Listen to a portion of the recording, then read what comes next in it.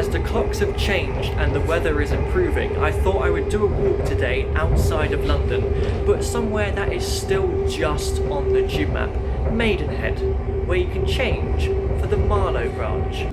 Change for services toward Marlow and Bourne End. We don't get HST trains stopping here anymore. I also like there's an old First Great Western logo still as well. Anyways, rather than catch the train to Marlow, I thought I would walk the branch line instead. As soon as you come out of Maidenhead station, you're greeted with a brilliant old clock tower here.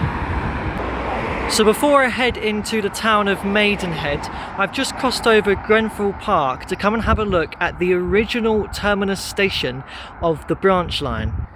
Before the current day Maidenhead station opened in 1871, this was the original terminus, a station called Maidenhead Boyne Hill, which opened in 1854.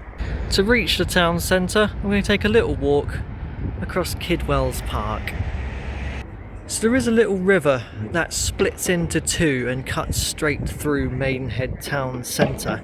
I believe it's called the Strand Water further up, but this stream in particular is the York Stream. Oh dear, my path right alongside the York Stream is completely flooded. Do I bounce on the wall to get through? Or do I go around? You know what, this is a very silly idea because there's nothing to hold on to and I have to duck my head. I'm going to go around. So I've walked up to the point where the York Stream meets the other branch of the river, the Moorcut, and from here I'm going to follow it north. I've walked up close to the Strand Water, or is it still the York Stream? Different maps give it different names, it's a little bit conflicting. To Northtown Moor, which is a National Trust property. That's another sign to add to the collection. So I've come away from Northtown Moor to the first station on the branch line, Furze Platt. That's an intriguing name, isn't it? That opened later in 1937. Obviously I've not taken the most direct route here. I'm close to 3 miles on my walk already. Furze Platt might also have the smallest station signs I've ever seen. Again, this still mentions First Great Western too. Okay, so here's the thing. There are 2 stations on the Marlow branch I have not used. So as part of my quest to visit all of the stations in the country, I'm not actually walking the entire Marlow branch today, but instead I'm going to catch a train from here at Furze Platt, 1 stop to Cookham. But if I was to do the walk there instead, it would take me more across Northtown Moor, which I have done before on another walk. I think that was from Burnham to Maidenhead, and that was a few years ago now. So I'm just going to wait for the train. It's an hourly service currently. I only have about 15 minutes, that's not too bad.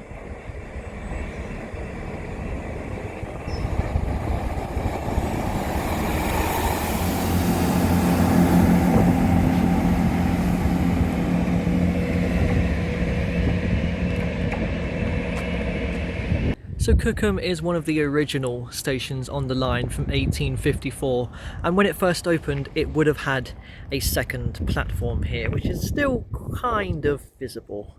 Right, time to resume the walk.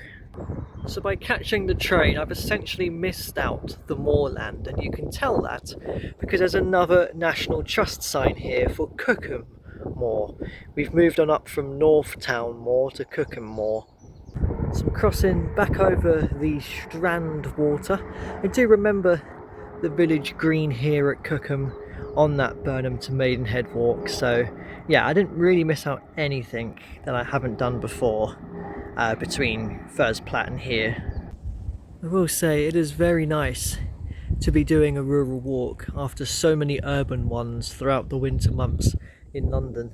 That is the River Thames over there, by the way. I'm surprised we're so close to it. The Strand Water, I would assume at this point, is absolutely a tributary of the Thames. I'm about to pass underneath the railway line between Cookham and Bourne End stations. So this huge mound here forms part of Winter Hill. You don't need to climb it to get such great views though, because you already got some down here across the marshes. I'm going to walk across this rather broken boardwalk now towards Bourne End station.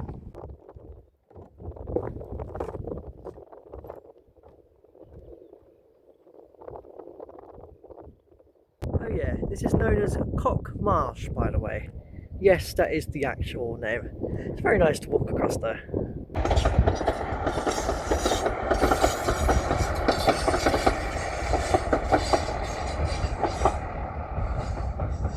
Well, here it is. Here is the glorious River Thames. And a fantastic railway bridge as well, which I'm going to have to cross to reach the station. Wow, such a great view from up here, looking back towards Winter Hill and of course, you know, the River Thames itself. So I've made it to Bourne End station. I like how they've tried to cover up the old First Great Western branding, but then there's still a slither of purple next to the new GWR sticker. I mean, it even says it right underneath GWR there. Bourne End is a very unusual station because as the train comes up from Maidenhead, it then reverses to go back to Marlow. But it didn't always used to be like this. The tracks did used to continue straight through and up towards High Wycombe on the Chiltern line. This was never really the Marlow branch at all. This was always a Maidenhead to High Wycombe railway line, and when it first opened this was known as Marlow Road, but was renamed a year after the little branch to Marlow opened in 1873.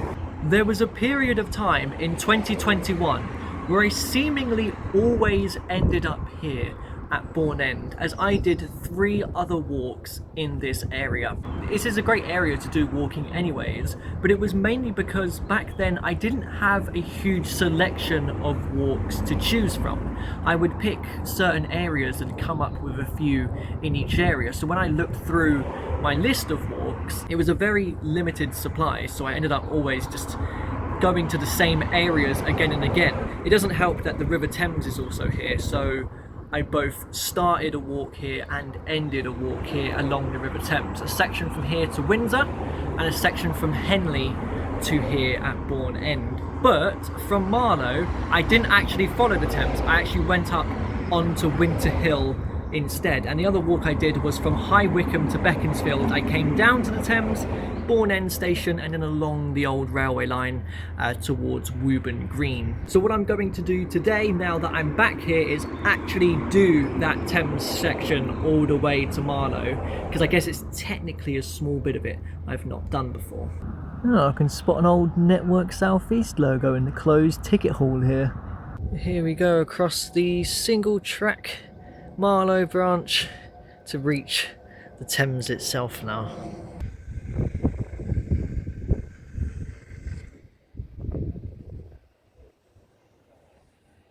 Who doesn't love a good walk along the River Thames in the sun?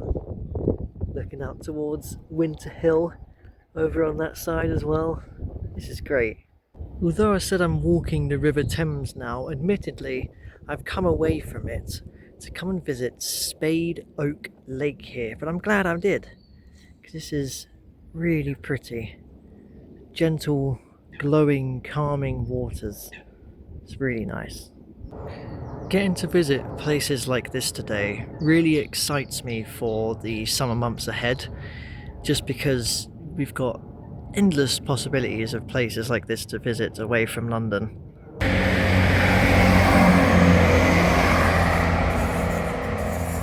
Worthy detour away from the Thames, I think. Right, now that I've gotten to walk beside that lake, I've got to cross back over the railway line again to reach the Thames. Now I'm fairly certain that was the actual path I took down from High Wycombe before, when I walked along the Thames from here to Bourne End, so that's why I wasn't too fussed about missing out that section. But for now, I do actually get a new section of the Thames for me towards Marlow, as before I would have been up there somewhere.